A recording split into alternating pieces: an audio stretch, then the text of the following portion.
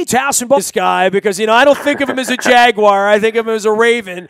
But he will be over in London this week, and I wanted to slam this segment in because no one knows more about the history of the Ravens or the current version of the Jaguars than this guy. He ran the scoreboards around here a long time. He ran all the Ravens television programming for a long time. He's now doing similar work down there in Jacksonville while he sits in the pool in the upper deck. We welcome the great Larry Rosen back on. You remember him from all the Ravens reports and the mics and the unmics and the unglued. Rosen, what's going on? How's that Super Bowl ring of yours from the Ravens? Still shined up? I have two of them, actually. I know that. And they don't get cracked out here all that often unless I want to remind people who they're dealing with. But they're just fine, thank you. London, you're going, we're going. Give me a little travelogue for our fans because we can talk some football in a minute. But this is such a special trip for the Ravens fans. You've now done this a couple of times, and I know it's a work trip for you. But it must really be something. I'm going to make a pact on Sunday, and I'm telling my wife and Niels, who saved my wife's life, who's coming over from Germany to join us. We have our party Saturday. But on Sunday, I am going to take a picture, a selfie, with every fan I see from a different team. So if I see someone who's a 49ers fan or a Dolphins fan or even a Steelers fan, I'm going to take a picture to see if I can collect 31 other fans while I'm in London on Sunday. That's my deal. That's pretty much the vibe.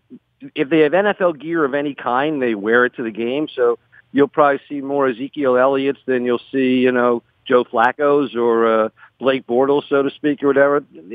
It's a unique experience. It's a gorgeous stadium. It's really, really a fun place to do a game. And it is a Jaguars home game, quote unquote. So I go and produce the show as if we were in Jacksonville. And there's all the, third downs and get louds and player prompts and all that. So it's officially a Jaguars home game. That's why I get to produce. But the fans are just kind of football fans. You'll see a 25-yard play and they're kind of quiet. Then the PA announcer will say, "That's a first down," and then they cheer. Okay, all right. You know what I mean? So they have some verbal cues. Everything's a little off, but really fun. Billick loves to tell the story of when he was over there for a preseason game that he stood in front of a sign that said "No football coaches," and it didn't mean NFL football coaches. It meant buses that had football fans in them. Hooligans. Yeah, not much of that. It's a pretty mellow crowd. They're really early. It's interesting because they're soccer fans, so they're used to continuous play. Okay. So it's not people don't get up out of their seats and go to consent. They come in, they sit down, they watch at halftime, they clear out. 20 minutes later, they all come back. It just has a little bit of a different vibe for it. If it's a fun game and a good game, last couple of years they've been really close games.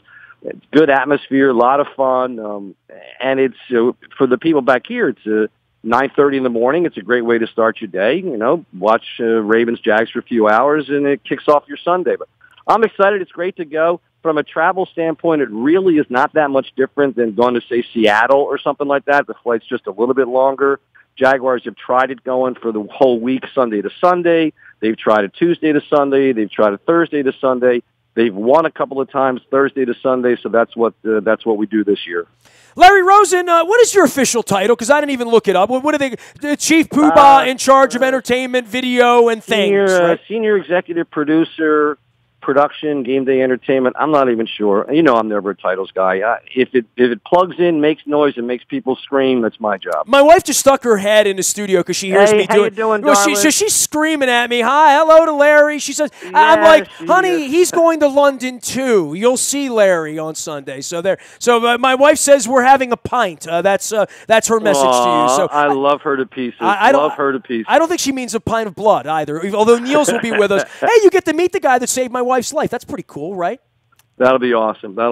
He will get big hugs from me. He's a hero. I'll put you in for field passes for him on the Jaguar side, right? Larry, you talk about on the field, you said, hey, if it's a close game. Dude, I don't want a close game. I want to pick Bortles 4 times. I want Flacco to be handing the ball off. I want this to be a laugher.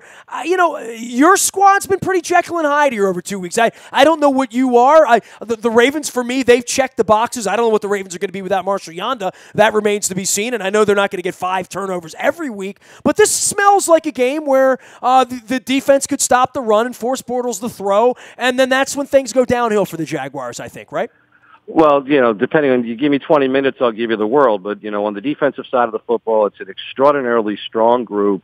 They need reps. They need to play together. You go position by position and line up Ravens and Jaguars. It's a relatively equivocated defense. Really, really strong secondary, tremendous interior linemen, Calais Campbell, Malik Jackson. They're good players. A lot of top 5 picks. You've Dante Fowler. You got guys Miles Jack, Jalen Ramsey. They're very, very talented as a defensive group. They just need to play together longer. You'll love Fournette. He's like a slightly smaller version of Jamal Lewis. He takes a 2-yard run and makes it a 6-yard run. He'll run over you, not through you. And, it's kind of like there's comparisons. You can make comparisons to Bortles to a Kyle Bowler. Can make all the throws. Every now and then he'll throw a 65-yard pass right on the fingertips, and you go, wow. And then he'll kind of make a bad decision and not see a weak side linebacker cutting across, and it's a pick six. So it's meant to be a game manager kind of a role with a guy like Fournette and a relatively strong right side of your offensive line. If you can get 120 yards out of Fournette, keep the defense off the field a little bit, they can compete. But I do think it's for this squad, it's about reps, learning each other, a lot of changes, and getting themselves back together.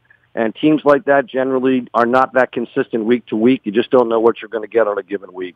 Loss of Robinson, huge, right? I mean, you talk about targets. Look, we're looking at a lot of wounds around. I'm not going to feel sorry about any Jaguars injuries at this point, given the state of our franchise at this point, and no Yanda. But when you take that away from a quarterback that's already got some question marks and some protection issues and trying to figure out the running game, that hurts, right?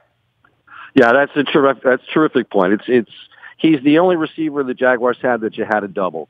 And one of the best throws that Bortles makes is the back shoulder. So he and Robinson had a good vibe. Last week we saw no Robinson, 8-man box, man-to-man on the outside.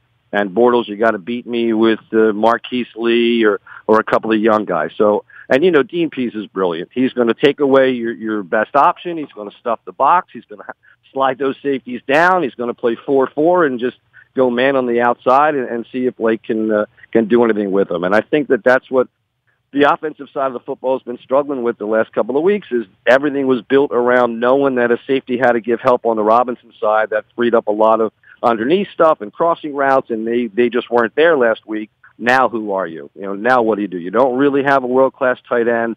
You just don't have another guy that's going to blow the top off the defense the way Torrey Smith used to, or Jacoby, or those kind of guys. So you're limited in where you can go, and it really cuts into your playbook a great deal. And you got to hope that you're in third and manageable with a really strong back and just get a lot of slants and a lot of digs and some quick stuff and try to hope for accuracy. But that's the hugest point. Not having Allen Robinson has changed the matrix of the entire offense.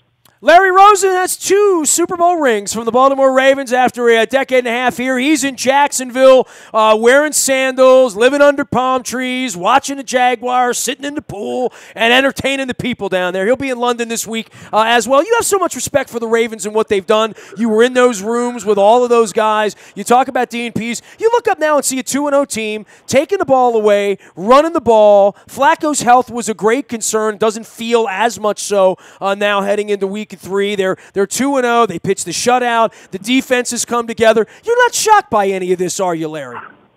No, it's a class organization that treated me wonderfully for a decade and a half. The Rave TV guys that are running the show since I've left have done an amazing job rebuilding the whole stadium experience and all that. There's nothing that you can say about the Ravens other than class organization, really good people. They have always cared the most about winning football games and providing a great game day to their fans. And the rest of it kind of falls into place. That's a model organization that any team in football, if they modeled after the way the Ravens run their business, they'd be much better off. Tell me about the business of this London game, and for our fans, and maybe a little travelogue, someplace to tell them to go or what to do or what to expect. I know it's old hat for you guys at this point, right? Well, I'll tell you, not to sound like a fool or whatever, but I'll land Thursday morning, get to the hotel across the street from Wembley, go to a production meeting at Wembley, and be in the stadium Thursday until 10. Friday, we're at the stadium from 6 in the morning until 10 at night. Saturday, I'm in the stadium from probably 7 in the morning until all rehearsals are done. Maybe there'll be a little Saturday night fun. And then it's game day. I'm not flying back on the charter because I can have Sunday night in London, a little bit of Monday. But, I went when I was a kid and backpacking or whatever, but going with the Jaguars, it's been pure work for me. And I love that. You know me, I'm like you. I'm a games guy. You know what I mean? If I'm there building the NFL International Series, it's the same guys I work with. I produced the Super Bowl last year. It's the same NFL International crew that did Super Bowl, so it's guys I'm familiar with and love to work with. But it's my home game. It's still a Jaguars home game. So for us, it's everything we can do to try to get home field advantage in a crowd that's not necessarily a loud football crowd. But it's pure. For me, it's pure. You come, you do football, you get on the plane, you go home. Larry, we're going to do some football this weekend. I'm going to do some drinking and some fishing and chipping and some touristing and some Abbey Roading and some Pink Floyding and some Royal Albert Halling and doing a whole bunch of that stuff. But all is well. I'm glad we made a little time and got together, and I hope to see you over there. And you get to take a picture with two miracles, right? My wife and the guy that saved her life. So we hope to see you over there on Sunday, bro. Attaboy. Give her massive amounts of love from me, as always. Safe travels, and if I don't see you before, I'll see you as soon as you hit the stadium. Pip, pip, cheerio. Top of the day to you. All of that good stuff. All right. Take it easy, brother. All right, and get a proper British breakfast, English breakfast. Make sure you get the beans. That's what I'm going to work on this weekend as well. Party starts at 11 on Saturday at the Fox at XL. We're in the east side of London in the Docklands area. All the information up at WNST.net about the cable car ride over the Thames, the march on the O2 Arena. We put together fun events. This one's free. It's easy. Just get on the tube and come on out, say hello, and have a great day. Good food at this joint, too, so you'll have a wonderful afternoon with us. If you see us around London, say hello. If not, you can find us out on our Facebook Live, as well as YouTube, Twitter, LinkedIn, Snapchat, Instagram. We're everywhere you're going to be this week, previewing the Ravens and the Jaguars in our first international game in London. We're excited. We are WNST.net, AM 1570, and WNST Taos in Baltimore, and we never stop talking Baltimore sports.